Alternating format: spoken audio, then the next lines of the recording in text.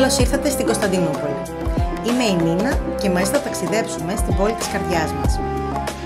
Για να περπατήσουμε δίπλα στο Βόσπορο, να ψωνίσουμε στο Καπαλί Τσαρσί, να πάμε στην Αγία Σοφιά και να επισκεφτούμε μέρη που κρύβουν ιδιαίτερες γευστικές απολαύσεις.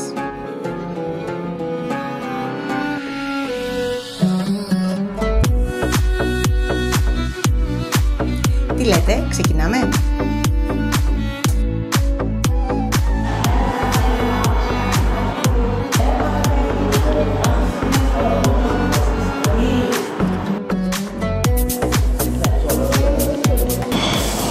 Πρώτα θα δούμε την προετοιμασία του κρέατος.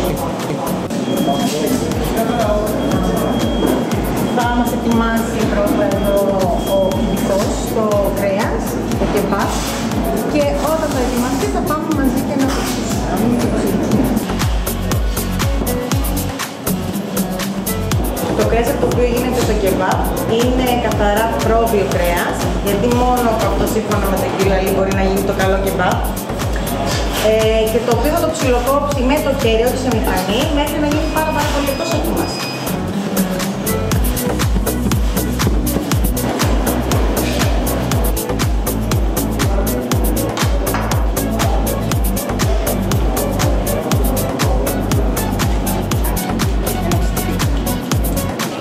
Στο μείγμα αυτό για το κεμπάπ έχουμε μέσα μόνο αλάτι αυτή τη στιγμή και ψιλοκομμένη κόκκινη πιπεριά. Αν κάποιος το θέλει πιο καυτερό, βάζουμε και κούλ πιπέρι, κόκκινο πιπέρι καυτερό.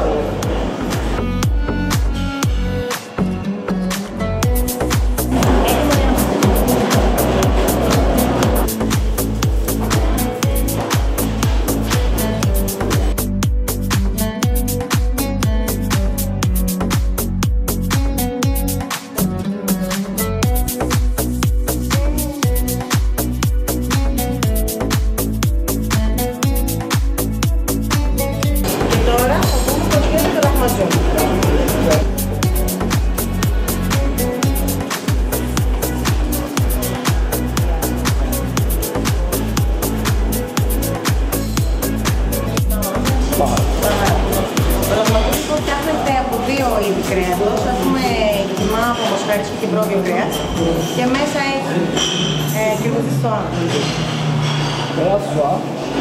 άσπρο κρεμμύδι, κόκκινο κρεμμύδι, κόκκινη και πράσινη πιπεριά, μαϊντανό και τομάτι και μπαχαρικά φυσικά.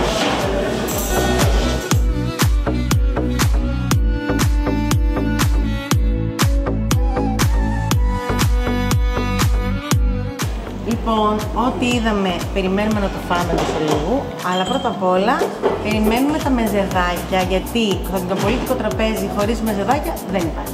Γιο.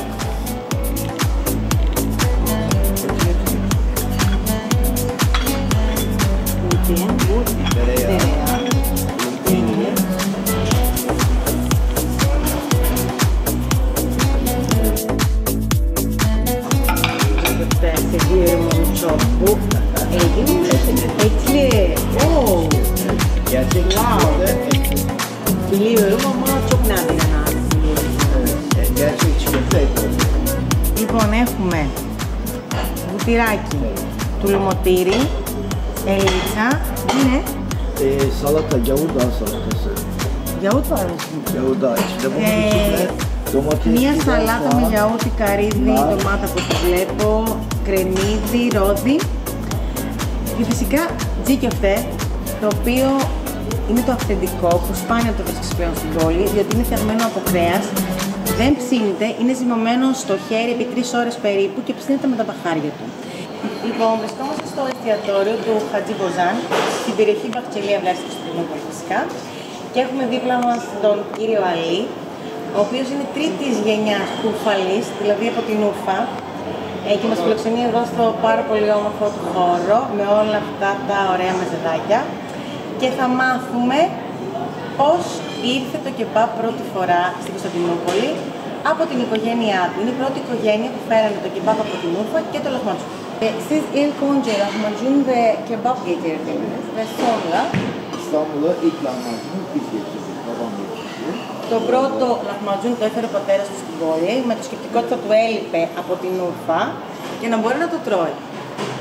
Kebap ve lahmacun vazgeçilmez Türk için. Her zaman yenir.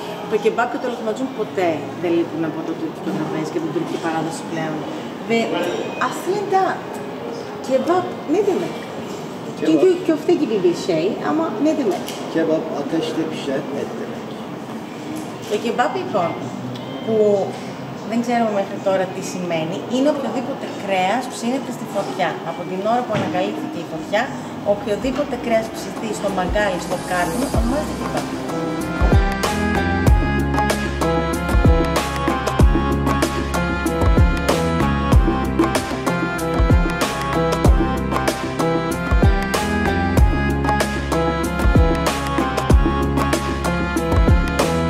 Και μετά από ένα υπέροχο γεύμα, ώρα για γλυκάκι και τουρκικό τσαγάκι.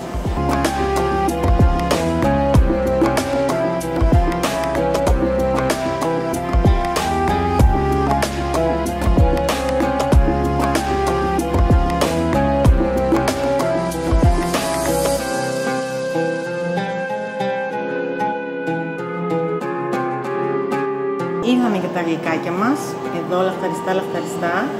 Διάφορα είδη σιροπιαστών. Πριν τα φάμε θα μάθουμε πρώτα τι είναι.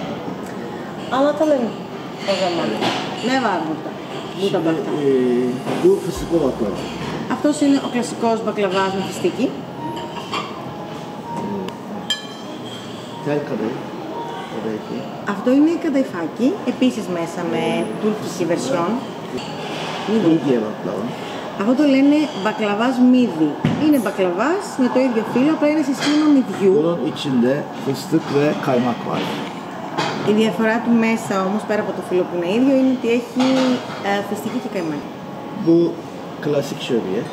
Και αυτό είναι το κλασικό σοβιέτ, σιροπιαστό τους. Fıstık ve kaymak var. Και αυτό με φιστική και καϊμάκι μέσα. Bu bizim favori tatlılarımızdandır. Είναι από τα αγαπημένα μας γλυκάλια εδώ στο μαγαζί.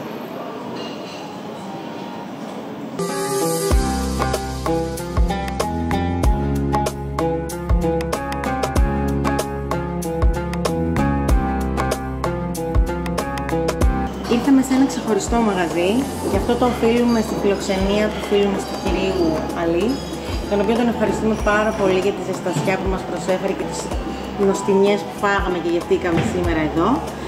Teşekkür ediyorum. Her zaman sizleri bekliyoruz burada ağırlamak Kesinlikle geleceğiz. Bekliyoruz. Teşekkür ederiz. Teşekkür ederim.